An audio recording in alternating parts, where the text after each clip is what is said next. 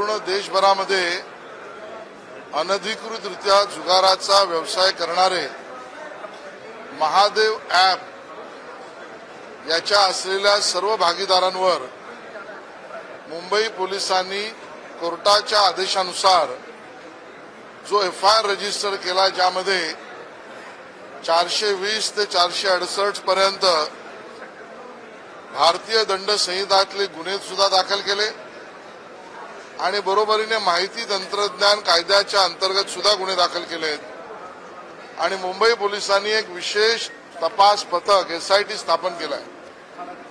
या सर्व प्रकरणामध्ये 32 आरोपींनी 68 वेगवेगळ्या वेब पोर्टलच्या माध्यमातून डायरेक्ट बुकिंग नाही तर कन्झ्युमरशी अनधिकृतरित्या बँकेत अकाउंट ओपन करून बेटिंग जुगार याचा व्यवसाय देशभरात सुरू केला। त्याचं मोठं नेटवर्क अमेरिका ते दुबई या आंतरराष्ट्रीयरित्या आणि राज्यात देशातील अन्य राज्यात सुद्धा केल्याचं निदर्शनास येतं।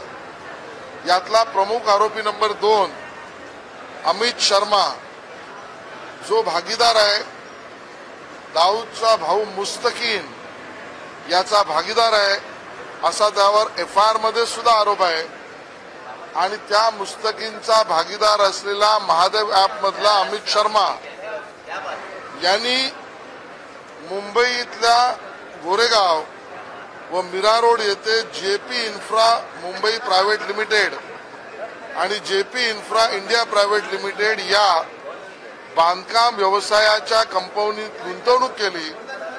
हा पैसा अंडरवर्ल्डचा असल्याचं समोर दिसतंय आणि त्या माध्यमातून बांधकाम व्यवसाय करणाऱ्या या व्यावसायिकांनी JP डेक्स ही गोरेगावला मोठा प्रकल्प उभा केलाय, ज्यामध्ये रशेश शाह यांच्या एडलवाइस फायनान्स कंपनीने 1000 कोटी रुपये सुद्धा दिले आहेत। याचा अर्थ मुंबईतल्या बांधकाम व्यावसायिकांमध्ये अंडरवर्ल्डचा पैसा येतोय।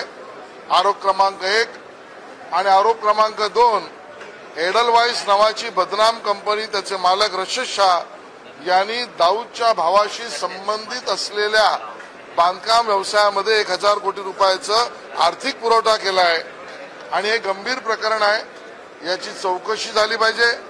SIT ने याच्यावर लिमिटेड मर्यादित दिवसांमध्ये निर्णय केला पाहिजे अशी मागणी मी केली। माननीय उपमुख्यमंत्री गृहमंत्री देवेंद्रजींनी 2 महिन्याच्या आत या प्रकरणाची चौकशी होईल।